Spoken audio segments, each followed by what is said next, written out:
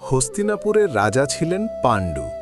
একদিন তিনি বনে শিকার করতে গিয়ে ভুলবশত এক ঋষি ও তার স্ত্রীকে, যারা হরিণ রূপে ছিলেন, বাণ দিয়ে হত্যা করেন।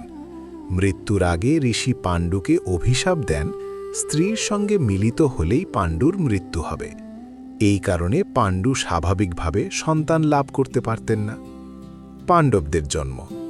পাণ্ডুর প্রথম স্ত্রী কুন্তির কাছে ঋষি দুর্বাসা একটি বর দিয়েছিলেন। তিনি যে দেবতার নাম উচ্চারণ করবেন, সেই দেবতা উপস্থিত হয়ে তাকে সন্তান দান করবেন।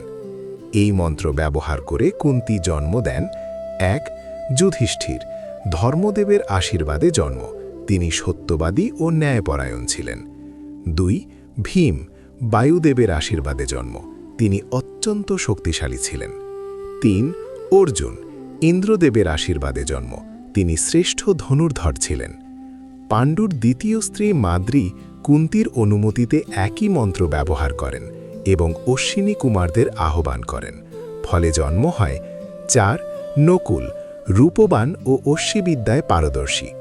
৫. সহদেব, জ্ঞানী ও ভবিষ্যৎ জানার ক্ষমতা সম্পন্ন। পাণ্ডবদের আগে কুন্তি কৌতূহলবশত সূর্যদেবকে আহ্বান করেছিলেন।